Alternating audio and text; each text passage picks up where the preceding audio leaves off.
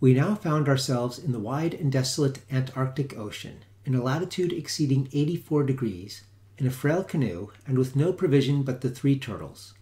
The long polar winter, too, could not be considered as far distant, and it became necessary that we should deliberate well upon the course to be pursued. There were 6 or 7 islands in sight belonging to the same group, and distant from each other about 5 or 6 leagues, but upon neither of these had we any intention to venture. In coming from the northward in the Jane Guy, we had been gradually leaving behind us the severest regions of ice. This, however little it may be in accordance with the generally received notions respecting the Antarctic, was a fact experience would not permit us to deny. To attempt, therefore, getting back would be folly, especially at so late a period of the season. Only one course seemed to be left open for hope. We resolved to steer boldly to the southward, where there was at least a probability of discovering other lands, and more than a probability of finding a still milder climate. So far, we had found the Antarctic, like the Arctic Ocean, peculiarly free from the violent storms or immoderate rough water, but our canoe was, at best, a frail structure, although large, and we set busily to work with a view of rendering her as safe as the limited means in our possession would admit. The body of the boat was of no better material than bark, the bark of a tree unknown.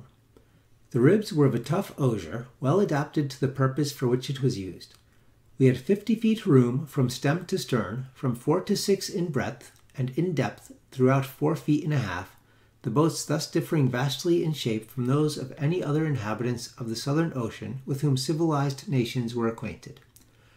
We never did believe them the workmanship of the ignorant islanders who owned them, and some days after this period discovered, by questioning our captive, that they were in fact made by the natives of a group to the southwest of the country where we found them, having fallen accidentally into the hands of our barbarians. What we could do for the security of our boat was very little indeed. Several wide rents were discovered near both ends, and these we contrived to patch up with pieces of woolen jacket. With the help of the superfluous paddles, of which there were a great many, we erected a kind of framework about the bow, so as to break the force of any seas which might threaten to fill us in that quarter. We also set up 2 paddle blades for masts, placing them opposite each other, one by each gunwale, thus saving the necessity of a yard. To these masts we attached a sail made of our shirts, doing this with some difficulty, as here we could get no assistance from our prisoner whatever, although he had been willing enough to labor in all other operations. The sight of the linen seemed to affect him in a very singular manner. He could not be prevailed upon to touch it or go near it, shuddering when we attempted to force him, and shrieking out, "Tekalili!" Having completed our arrangements in regard to the security of the canoe, we now set sail to the south-southeast for the present, with the view of weathering the most southerly of the group in sight. This being done, we turned the bow full to the southward. The weather could by no means be considered disagreeable.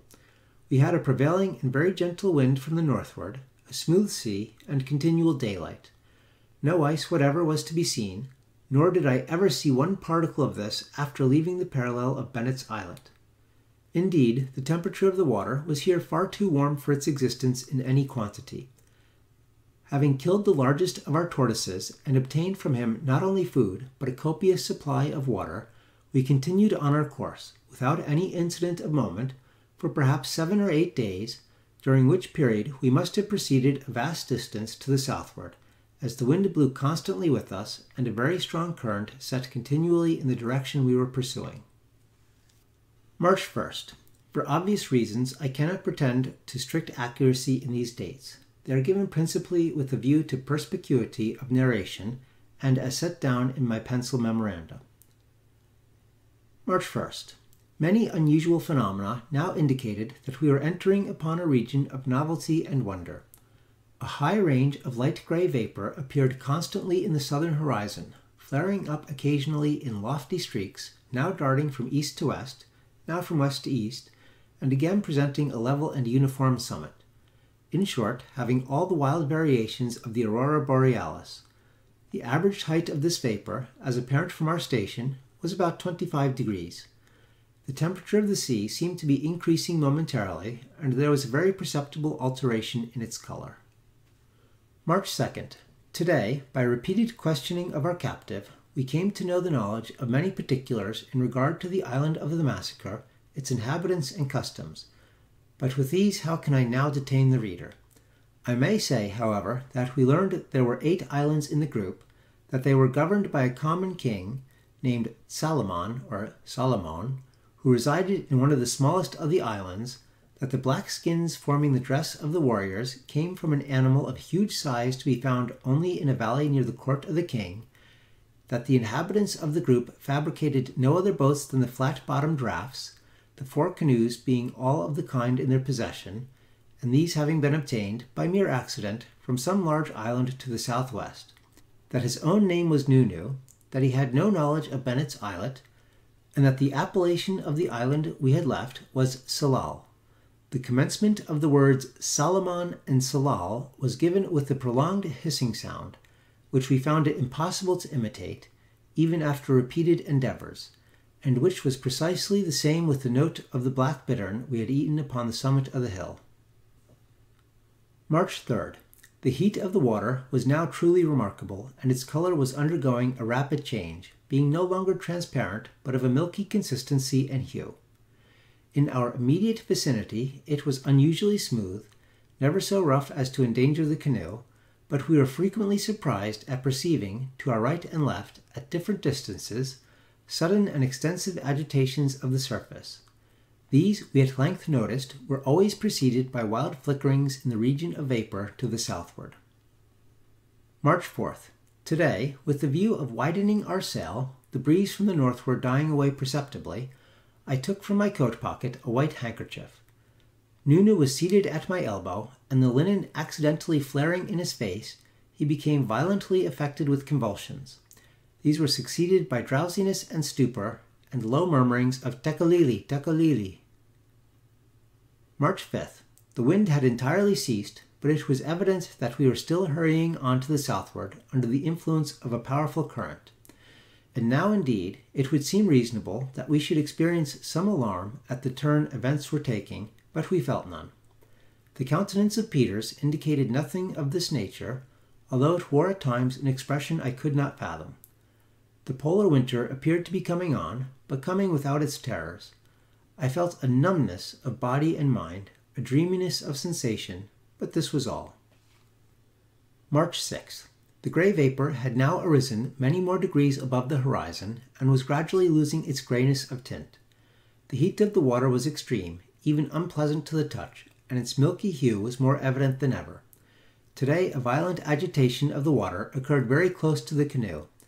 It was attended, as usual, with a wild flaring up of the vapor at its summit, and a momentary division at its base. A fine white powder, resembling ashes, but certainly not such, fell over the canoe and over a large surface of the water, as the flickering died away among the vapor and the commotion subsided into the sea.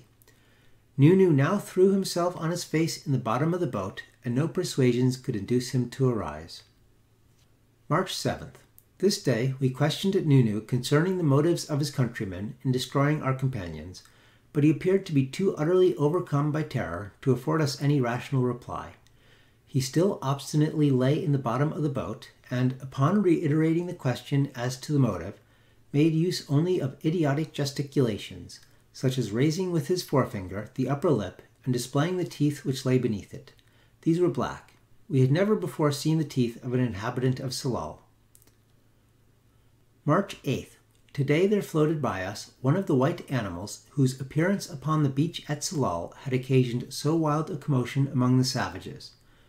I would have picked it up, but there came over me a sudden listlessness, and I forbore. The heat of the water still increased, and the hand could no longer be endured within it. Peter spoke little, and I knew not what to think of his apathy. Nunu breathed, and no more. March 9th. The white ashy material fell now continually around us and in vast quantities. The range of vapor to the southward had arisen prodigiously in the horizon, and began to assume more distinctness of form. I can liken it to nothing but a limitless cataract, rolling silently into the sea from some immense and far distant rampart in the heaven. The gigantic curtain ranged along the whole extent of the southern horizon. It emitted no sound. March 21st. A sullen darkness now hovered above us. but from out the milky depths of the ocean a luminous glare arose and stole up along the bulwarks of the boat. We were nearly overwhelmed by the white ashy shower which settled upon us and upon the canoe, but melted into the water as it fell. The summit of the cataract was utterly lost in the dimness and the distance. Yet we were evidently approaching it with a hideous velocity. At intervals there were visible in it wide, yawning, but momentary rents, and from out these rents, within which was a chaos of flitting and indistinct images, there came rushing and mighty, but soundless winds, tearing up the enkindled ocean in their course. March 22nd. The darkness had materially increased, relieved only by the glare of the water thrown back from the white curtain before us. Many gigantic and pallidly white birds flew continuously now from beyond the veil, and their screams was the eternal tekalili as they retreated from our vision. Hereupon Nunu stirred in the bottom of the boat, but upon touching him, we found his spirit departed. And now we rushed into the embraces of the cataract, where a chasm threw itself open to receive us. But there arose in our pathway a shrouded human figure, very far larger in its proportions than any dweller among men, and the hue of the skin of the figure was of the perfect whiteness of the snow.